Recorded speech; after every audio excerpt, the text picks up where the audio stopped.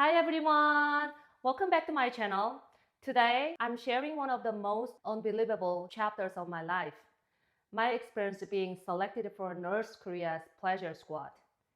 In Nurse Korea, if a young woman has a decent height, good skin, pretty face with a decent family background, she's almost certain to be selected as part of Kim's regime's Pleasure Squad. I wasn't the exception either. Actually, me being 5'7" was too tall for that. Kim Jong-il was short, so they chose women who were around 5'3" to 5'5" tall to avoid too much of height difference around them. Even those heights considered very tall that it's hard to find.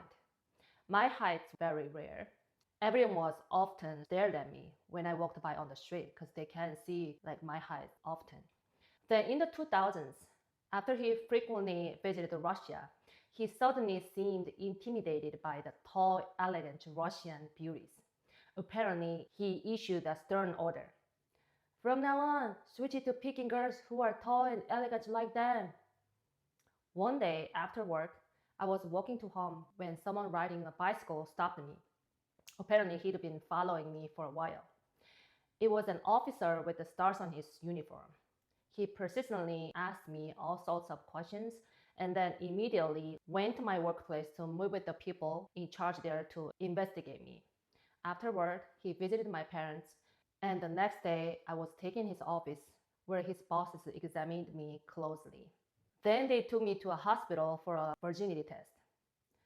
At that time, I had just turned 20, but I had never been kissed. The only experience I had with a boy was lightly holding hands. My parents had always told me that even holding hands with a boy could lead to pregnancy, and I genuinely believed it. There's no sexual education in North Korea, and people don't really like to talk about it. And whoever talk about it, it's either considered low class or, in severe cases, punishment may be imposed. There's no movies about love scenes, no kissing, nothing. So I had no idea about physical intimacy. I remember feeling so scared the one time I accidentally brushed hands with a boy and if I got pregnant. So yeah, I passed all the tests, and after that, everything moved so quickly, and they took me to Pyongyang for a final selection. Once you make the final, you can't come back home. You have to live your rest of life there. You can't even contact your family for security reasons. My mom's friend's daughter already went there and they completely lost contact with her. Every time my mom and I visit that house, my mom's friend would cry while looking at the photo of her hanging on the wall. She hadn't seen her for 10 years already. However, she receives gifts from Pyongyang in her daughter's name during every holidays. So my mom didn't really want me to go. She was in tears and saying like, I really don't want you to go. You are my only daughter. How could I live the rest of my life without seeing you? Can you live your life without seeing me? But she couldn't openly express it in front of other people, of course.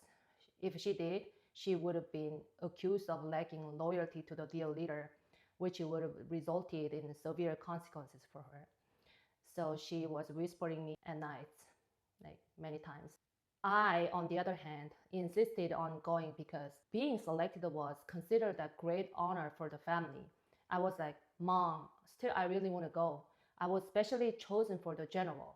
What greater honor could be there?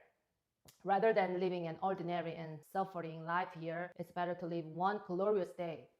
I will find a way to contact you no matter what, and I'll make sure to send you pictures. On the evening of my departure, my friends and coworkers came together to throw a farewell party. We sang songs and danced together and stayed up late in the night. They even brought me gifts and money for me to use. In a situation of extreme scarcity, those were incredibly precious. My mom stayed up all night preparing a bag of full packed meals and snacks for me and the officer to eat on the train. The next day, I went to the train station and boarded a train heading to Pyongyang. At that time, there weren't transportation options such as cars and buses, so most people traveled by train.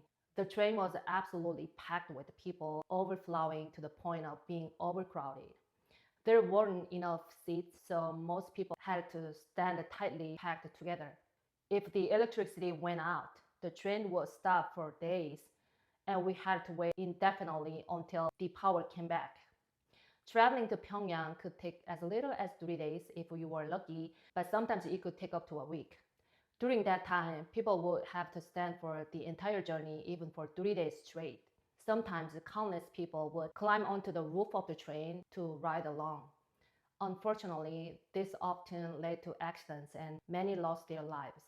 However, since I was selected for the pleasure squad, I was given a special treatment and allowed to travel in a sleeper car where I could rest and sleep comfortably for 3 days.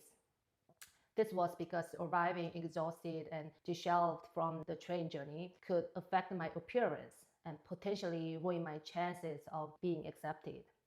They made sure to bring me under the best condition possible. Later, I saw and noticed another young and beautiful girl in a different sleeper car.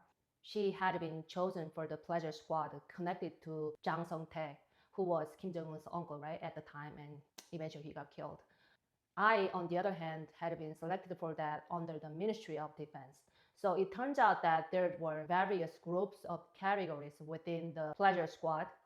Girls were selected from different places, and it seemed like they were competing to impress Kim Jong-il by presenting him with the best candidates. That's crazy.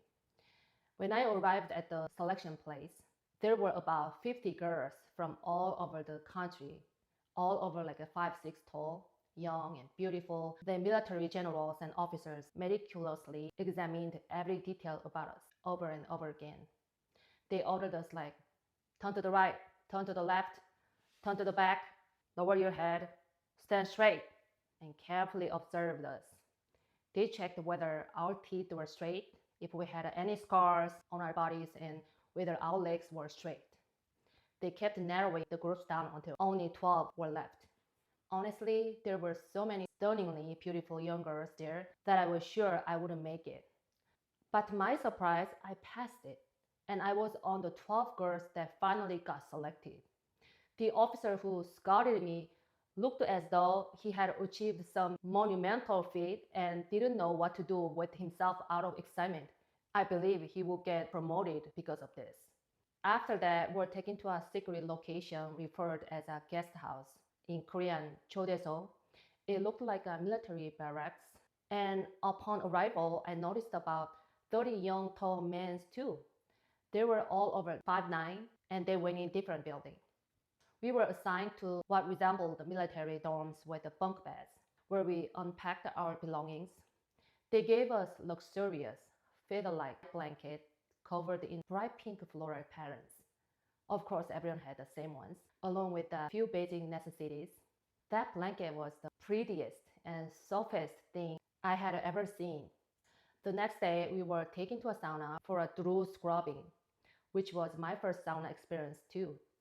There was no sauna in the country except them, I believe. I was around 20 years old, and it was the second oldest among the group.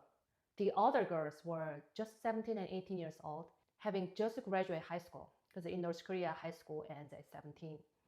When we bathed together, I couldn't help but notice that how young and undeveloped some of the girls were. They still looked like a children. They were so skinny and young. In North Korea, due to chronic malnutrition, people generally experience delayed physical development. Their young faces and bodies still came to my mind like yesterday until now. After that, we were sent to a sauna every other day. It was part of a process to restore our tanned skin, darkened by hard labor and harsh realities, back to a fair complexion. When we weren't in the sauna, we spent our time practicing singing and dancing, learning to how to salute like soldiers. Because they told that once we were assigned to our respective workplaces from here, we would officially become officers, each with the 1 star on our shoulders. Young women who didn't know the meaning of military were becoming officers overnight without any military training or education. Ordinary citizens, especially young people, are required to serve in the military from the age of 17 for 10 long years, enduring hardships and dedicating themselves. Yet, they cannot easily earn such a rank. However, these stars seem like casually handed out at their whim. I saw some of the women currently serving in active duty who stayed at the guest house for a few days, already bearing the rank of officers with the stars on their shoulders. It was truly an ironic situation. The food they served us was astonishing. We had three delicious, nutritious meals every day: the chicken, pheasant, a variety of fruits, rice cakes, and snacks. I still remember how shocked I was when it was my turn to help in the kitchen as a helper for the chips, because we took turns every week and 2 girls at a time. I stepped into the storage room and saw it packed with full of all those luxurious foods. It was unimaginable. Out in the real world, regular citizens were struggling to even find enough food to survive, sighting daily under the weight of hunger. And yet, here was this completely different world, reserved for the privileged ones. It was surreal. Locked away in that place, eating well every day, relaxing in the sauna, and doing little else but enjoy ourselves, we began to bloom like flowers. The initial look of sunburned, dried out, and skinny girls we had when we first arrived started to disappear. Our skin became fair and radiant, and our eyes sparkled with life. The transformation was especially dramatic for those who came from the harshest living conditions. I had a friend from Kaesong, the same age as me, who had been selected from the stormtroops, which is youth group forcefully mobilized for grueling construction work. Her transformation was the most remarkable. Her eyes became bright and lively, and her skin started to glow. Even though we had all been chosen as the tallest and most beautiful girls from across the country, they worked on polishing and refining every bit of hidden beauty we had, like shining diamonds. I often wondered what would we have looked like if we'd been born and raised in South Korea, where everything is abundant. Those beautiful girls, so unfortunate to be born in North Korea. So sad. Every day we'd look at each other and be amazed and exclaiming, "Wow, look at you! You got so beautiful!" Like that. One day we were given orders to dress up as beautifully as possible, and we eventually arrived at a grand palace like interior. The floor was covered with luxurious green carpets, embroidered with large